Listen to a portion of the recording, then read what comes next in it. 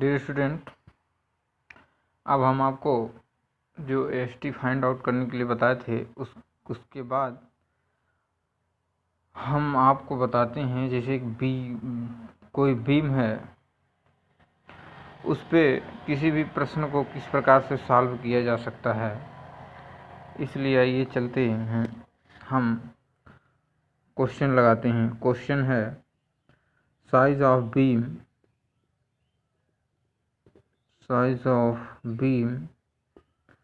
460 गुणे 650 mm। Effective cover है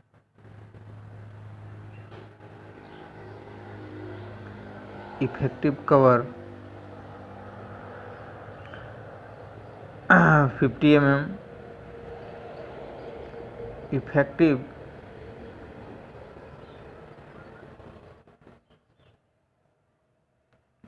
effective span 5.4 metre है। और लिव लोड जो आपको बताए थे ना, लाइव लोड कितना है, LL बोलते हैं इसको, 30 किलो न्यूटन पर मीटर है। और यूज़ क्या करेंगे, M30 ग्रेड की कंक्रीट और Fe 415 की स्टील यूज़ करेंगे। जैसे कि आप लोगों को विदित होगा कि M30 ग्रेड की कंक्रीट और Fe 415 ग्रेड की स्टील जो हम किसी भी बीम को बनाने के लिए सेटिस्फाई करते हैं, तो इसके लिए हम करते हैं। और किसी भी प्रश्न में दे देगा कि यूज़ ऑफ WSM मेथड। आपको यूज़ क्या करना है, WSM मेथड की बात करते हैं। इस WSM मेथड के थ्रू हम जो है किसी भी बीम का डिज़ाइन करते हैं। तो इसके लिए हम आपको बता दिए थे कि इसमें हमें क्या करना है, सब कुछ दे दिया है, टोटल डायमेंशन हमें दे दिया है। जैसे सपोज दैट यहाँ पे हम किसी बीम का स्ट्रक्चर बना दें, और अगर हम बात करें बीम के पूरी डेप्थ की, तो कितना है, 650 mm। अगर यहाँ मान लीजिए स्टील पड़ गया, तो हमारा क्लियर कवर जो इफेक्टिव कवर है वो कितना है, 50 mm। तो हमारा कितना हो जाएगा, इफेक्टिव डेप्थ 600 mm। और हमारी जो बीम की विड्थ है वो कितनी है, 460 mm, ठीक है ना। तो इसके लिए इसके अकॉर्डिंग अब हम देखते हैं किस तरह से, किस हिसाब से मूवमेंट करेंगे तो हमारा क्वेश्चन जो है बनेगा। तो हम पहले क्या निकालते हैं, MR निकालना ही है। तो MR बैलेंस सेक्शन निकालेंगे। जब तक MR बैलेंस सेक्शन नहीं निकालेंगे तब तक हम कोई भी चीज़ पार्टिसिपेट नहीं कर सकते। MR BD नहीं निकालेंगे तो BM नहीं निकलेगा। BM नहीं निकलेगा तो फिर हमें पता नहीं चल पाएगा कि किस हिसाब से हमें मूवमेंट करना है। तो मूवमेंट बीम पे लगेगा तो उस बीम को मूवमेंट हमें निकालना होगा, MR बैलेंस भी निकालना होगा, और बेंडिंग मूवमेंट जो एक्चुअल आ रहा है उसको भी निकालना होगा। दोनों को मूवमेंट हम निकालते हैं। आइए पहले बात करते हैं MR बैलेंस की। MR BD निकालने के लिए आपको हम बताए थे QBD² फार्मूला बताए ही थे आपको। फिर उसके बाद यहाँ पे D²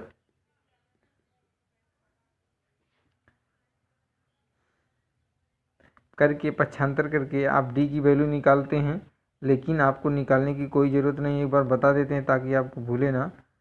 तो यहाँ पे D² हट जाएगा, अंडर रूट में आ जाएगा।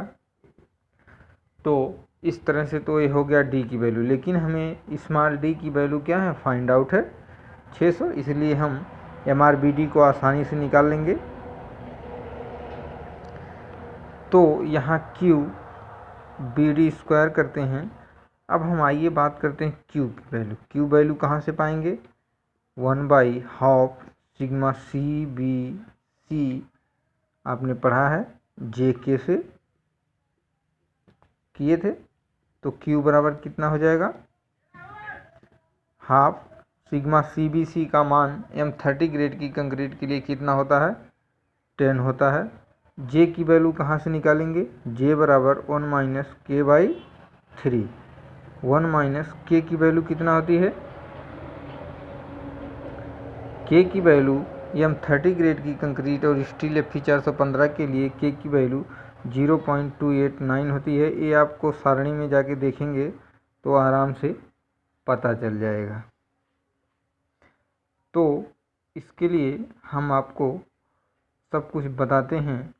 तो यहाँ से J की वैल्यू कितना हो जाएगी, 1 मिनट, 1 - K/3 1 - 0.289 डिवाइड बाई 3,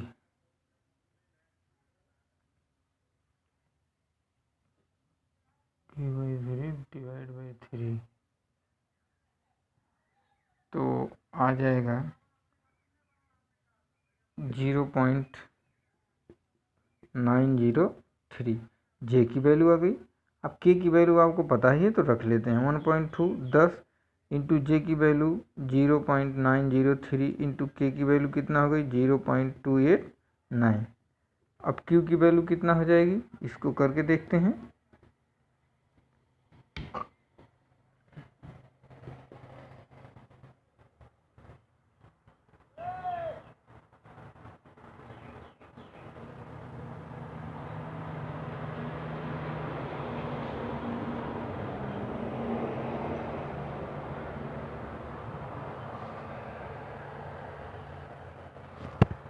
तो हमारा आ गया वैल्यू 1.3048। ठीक, अब हम इसमें MRBD बैलेंस में निकालते हैं। Q का मान कितना है, 1.3048। उसके बाद हमारा इसका मान कितना है, B का 0.460 इंटू D का मान कितना है 0.60 का स्क्वायर। अब इसको एक बार, चूँकि ये हमारा MM में सब वैल्यू हैं, तो MM की वैल्यू के लिए अब हम क्या करते हैं, 3048, इसको 460 कर देते हैं, इसको 600 स्क्वायर कर देते हैं MM में आने के लिए। फिर हमारी वैल्यू कितना हो जाएगी,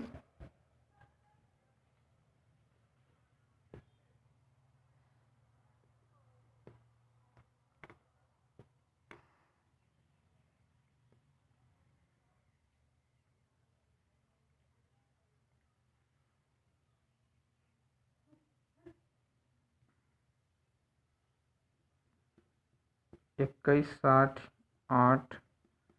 किलो न्यूटन मीटर। अब तो ये आ गया हमारा MR balance bending moment section. अब MR बेंडिंग मोमेंट सेक्शन आ गया, लेकिन एक्चुअल कितना निकालेंगे बेंडिंग मोमेंट, एक्चुअली बीम पे कितना लग रहा है। बीम पे हमारा जो लिव लोड लग रहा है वो कितना लग रहा है पर मीटर में, 30 किलो न्यूटन प्रति मीटर का, और डेड लोड भी लगेगा। तो लिव लोड निकालने के लिए, लाइव लोड निकालने के लिए आप देखिए, लाइव लोड तो हमें पता ही है, बेंडिंग मोमेंट निकालने के लिए पूरा लोड पता रहेगा, तभी तो WL स्क्वायर बाई 8 होगा, है ना। तो जब हम यहाँ, तो मान लीजिए हमारा LL पता है 30 किलो न्यूटन प्रति मीटर लग रहा है, ठीक ना। लेकिन अब हमारा डेड लोड निकालने के लिए, डेड लोड कैसे निकलेगा, B into D into L 1 metre के लिए पर मीटर, इंटू घनत्व। घनत्व क्या है हम पहले भी आपको बता चुके, डेंसिटी ऑफ आरसीसी। ठीक, अब यहाँ डेड लोड बी कितना है, पर मीटर की बात करते हैं तो इसको मीटर में चेंज करेंगे, तो बी की वैल्यू कितना हो जाएगी, बी की वैल्यू 0.46 इंटू डी की वैल्यू कितना है 0.650 गुणे एल 1 मीटर के लिए गुणे 25 डेंसिटी, तो हमारा पर मीटर के लिए डेड लोड कितना आ जाएगा 7.475 किलो न्यूटन पर मीटर।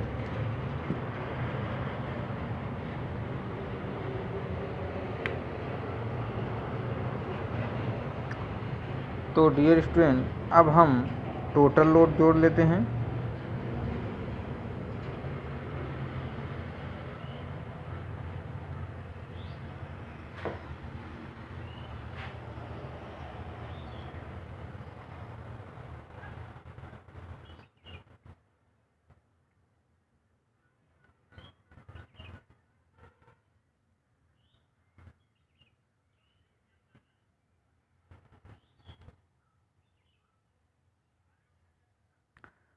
टोटल लोड जो जोड़ते हैं तो डी हो जाता है DL plus LL। Total load कितना है 30, डेड लोड कितना है पहले चलो इसको लिख दिए पहले, फिर प्लस DL कितना हो गया 7.475 किलो न्यूटन पर मीटर। अब इसको जोड़ देंगे तो हो जाएगा 37.475 किलो न्यूटन पर मीटर। अब हम यहाँ पे बेंडिंग मोमेंट आपको निकाल देंगे, तो यहाँ से हम बेंडिंग मोमेंट जब निकालेंगे BM तो 37.475 इंटू यल की वैल्यू कितना है L स्क्वायर 5.40 स्क्वायर हो गया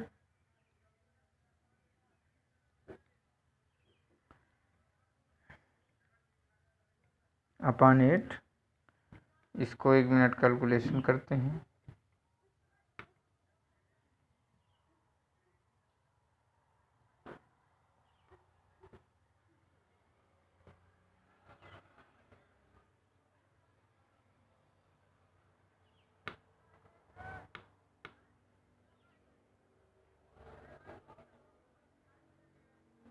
सही नहीं आया, 37.475 गुणे 5.4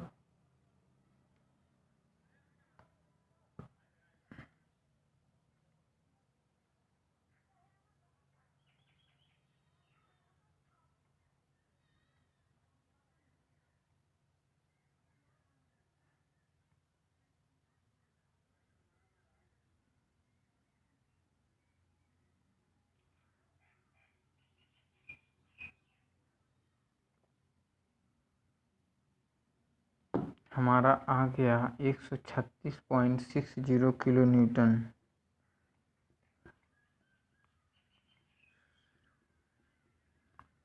मीटर। इसको चेंज कर लेंगे mm में, क्योंकहर चीज़ बात mm की ही करते हैं, तो 136.60 गुणे 10⁶ न्यूटन mm आ जाएगा।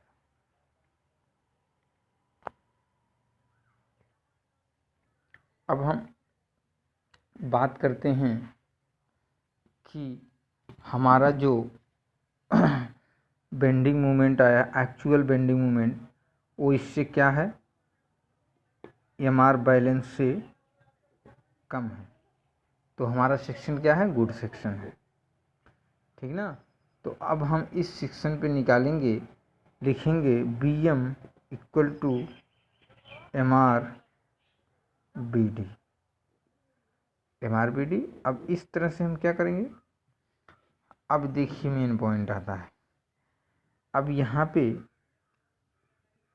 एम आर बराबर अब तक तो आप क्यू बी डी लिख रहे थे, लेकिन अब हमें क्या चाहिए, सिग्मा एस टी। तो into sigma S T A S T into D minus X A by 3, समीकरण नंबर 1। फिर वैल्यू रख दीजिए 136.60 10 की 6 घात, सिग्मा एस टी का मान कितना 230 इंटू ए एस टी, डी का मान कितना है 600 माइनस एक्स ए बाई 3। ये हो गया आपका समीकरण।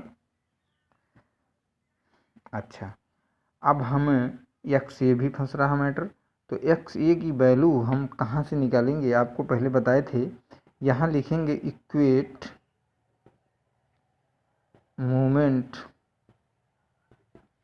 ऑफ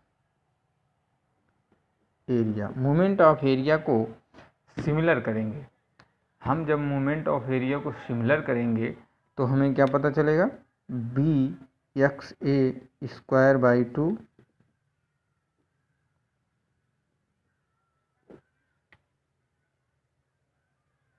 उसके बाद यहाँ M A S T,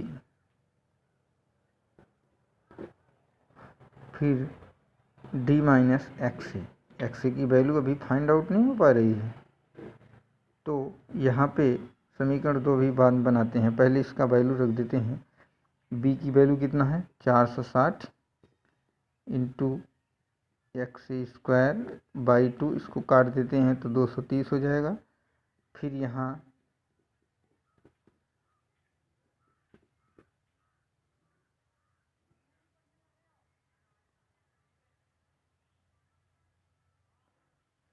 M की वैल्यू देखिए हम आपको बताए थे, यहाँ पे बता दें एम की वैल्यू कैसे निकलेगी। तो 280/3 सिग्मा सी बी सी होता है, आपको पता ही है। 280 कर लीजिए, 3 इंटू 10 कर लीजिए, ये 10 से कट जाएगा।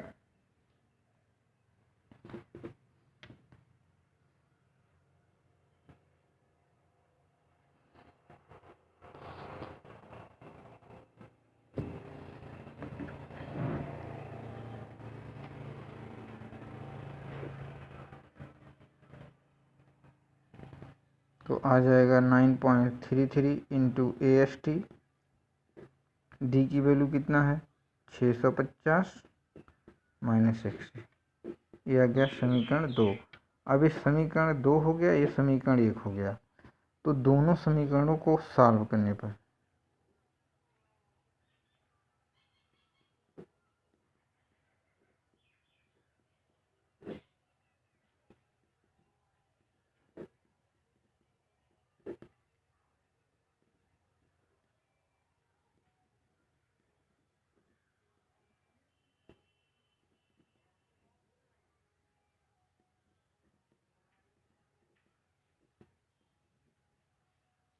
तो यहाँ से एक्स ए की वैल्यू आ जाएगी।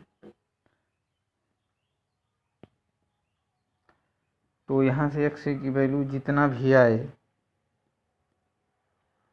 आप लोग भी थोड़ा करिए समीकरण बना के, क्योंकि मैं बार बार इस तरह के समीकरण बता चुका हूँ एक्स ए की। और कमेंट भी मुझे करिए, फिर लगेगा कि आप लोग वीडियो देख रहे हैं। तो फिर जो वैल्यू आएगी लिखेंगे put the x A value of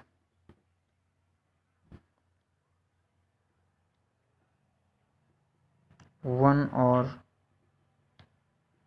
to, माने पहले या दूसरे इक्वेशन में, 1 और 2 इक्वेशन।